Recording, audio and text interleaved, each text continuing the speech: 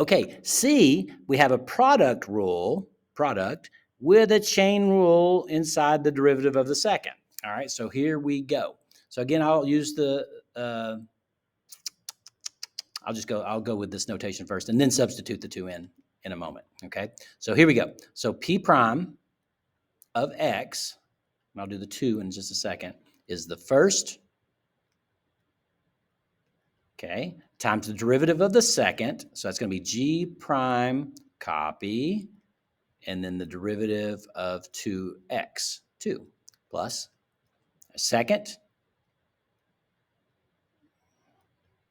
and then the derivative of the first.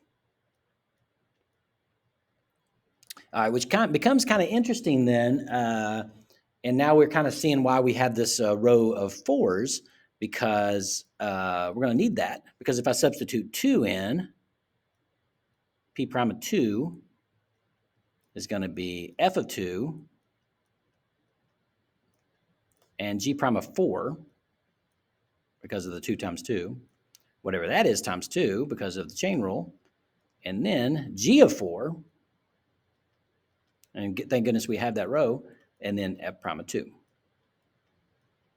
All right, and so let me be super careful here and not make any mistakes, but you never know. All right, so F of 2 is negative 4. Okay, G prime of 4 is 3.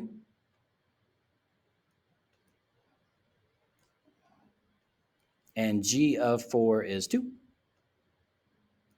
And F prime of 2 is 8. Okay, let me double check myself. F of 2 is 4, negative 4. G prime of 4 is 3 times 2 because of the chain rule. G of 4 is 2, and F prime of 2 is 8. Good. All right, so this is negative 12, negative 24, plus 16, and negative 24 plus 16 is negative 8. Cool. All right, and now we have a quotient rule. All right, so R prime of X is equal to the bottom times the derivative of the top, which is F prime of 2X, chain rule, minus the top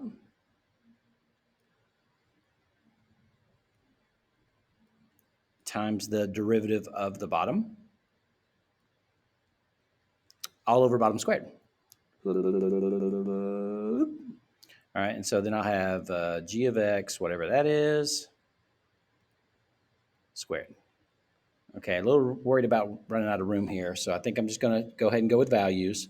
So F prime, that's R prime of 2, I'm definitely running out of room, is G of 2, which is 3, times F prime of 4, negative 1,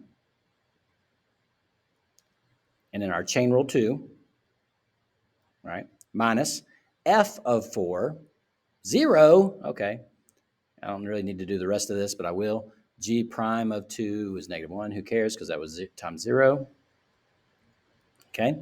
All divided by G of 2 squared. Well, G of 2 is 3. 3 squared is 9. Okay. So my numerator is negative 6. My denominator is 9. And that reduces to negative 2/3. There we go. All right. So we had a really cool problem there. We had same thing except where the 2 showed up, right? Same kind of thing with the product rule and the quotient rule. I love those 2 problems.